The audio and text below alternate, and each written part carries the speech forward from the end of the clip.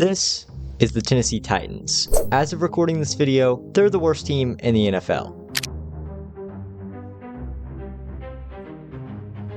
And this is the Ohio State Buckeyes, the best team in college football.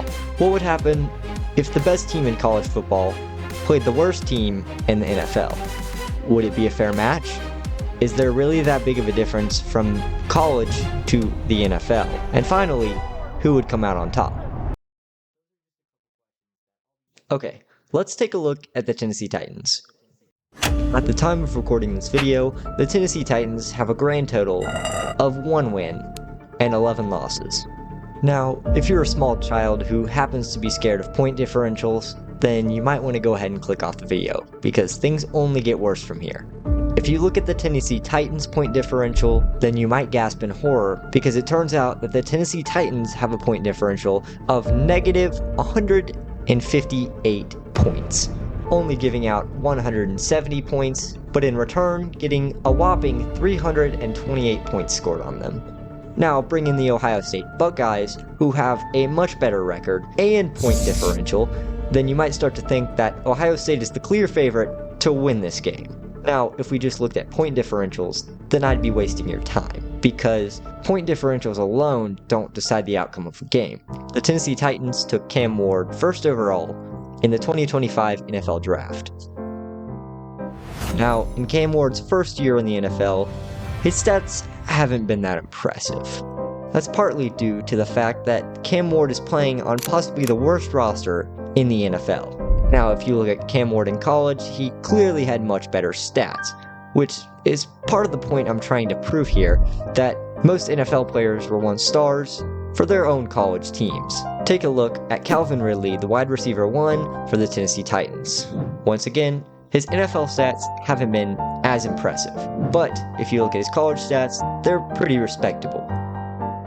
Same thing with Tony Pollard, and the same thing goes for most of the other players on the Titans. Now, if we compare these players to Ohio State's players, things get kind of interesting, because Julian Sayin is having an incredible year, so his stats look pretty impressive. Same goes for Jeremiah Smith and Bo Jackson. One thing I really wanted to look into when I was researching for this video is to see how different the O-line was from the NFL to the college level. And what I found for the Tennessee Titans and the Ohio State Buckeyes was actually pretty shocking. Where I expected Tennessee to have a huge advantage in height and weight, there actually wasn't that big a difference. As you can see, the average height and weight for both O-lines is pretty similar. Now look, I could yap about stats for the whole video, but I don't want to be a box score merchant. Let's take a look at something that isn't in the box score: experience. Obviously, every single player on that Tennessee Titans team has made it to the NFL and has some experience. But if you look at Ohio State, the majority of these guys haven't been playing football nearly as long as the players on the Titans. Another point that a lot of people make is that most college football teams, even the great ones, don't get every single player to the NFL. A lot of the players that are on those teams are going to go off and get jobs other than football, whereas every single player on the Tennessee Titans has already made it to the NFL and were once stars at their own colleges. So right now, it looks like the NFL team would have the better chance of winning. But let's see what the experts have to say. You know, the people who spend their life just watching football teams and studying analytics. I think Alabama could beat a really bad NFL team. I don't, and you're stupid. They couldn't come within 6 touchdowns. I don't believe in violence, but if anybody ever says, I think this great college team could beat this bad NFL team, punch them in the forehead immediately. People always ask me about college to the NFL. I'm just like, bruh. NFL is night and day difference from college. It's not even the same game. It's not the same. It's not the same. In college, you play a good team and a bad team, and the bad team doesn't have good players. Well, the bad teams in the NFL still have Pro Bowlers, so that's the difference. It seems pretty clear that a lot of the experts think that the NFL team would win. Somebody actually got from Vegas what the game odds would be if these two teams played, and it's a huge advantage for the Tennessee Titans. You never see odds like this when two NFL teams play each other. So at this point, while I was researching, I actually found something pretty interesting because from 1934 to 1976, the college all-stars actually played the NFL champion.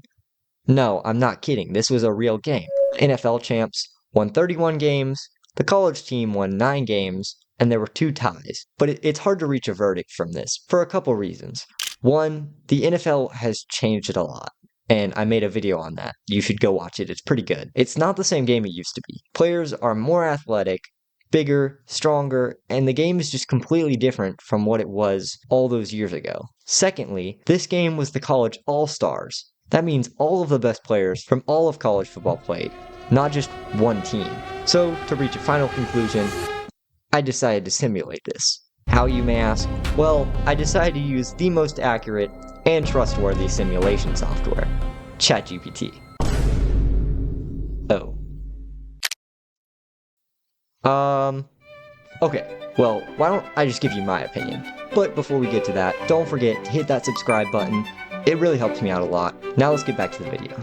If I had to give you my opinion, I'd say that the NFL team wins almost every single time, just because of a couple things we've already gone over in this video. One reason being experience. That's just something that these college players don't have. They're playing grown men who have literally dedicated their lives to this sport. Number 2 is the fact that every player on the Tennessee Titans was once a star player at the college level, whereas every college player is not going to be an NFL star, or even make it to the NFL. Honestly, I think one of the best ways to sum this up is just to take a look at Derrick Henry and how he trains. Now, Derrick Henry, to train for the NFL, runs uphill with a chain dragging behind him that weighs, I believe, about 40 pounds. Now, why does Derrick Henry do this? So that when he runs in a game, it's much easier to run because he doesn't have a weight dragging behind him, and he's not running uphill. That's kind of like how the Tennessee Titans play more NFL teams. The NFL is the highest level of football that you can play, which means the Titans are playing the best of the best, whereas the Ohio State Buckeyes aren't always playing a super strong team. With that being said, I think that the worst NFL team could 100% beat the best college team. But I want to hear what y'all think about this, so be sure to leave your thoughts in the comments below. Thank you so much for watching, and I'll see y'all in the next video.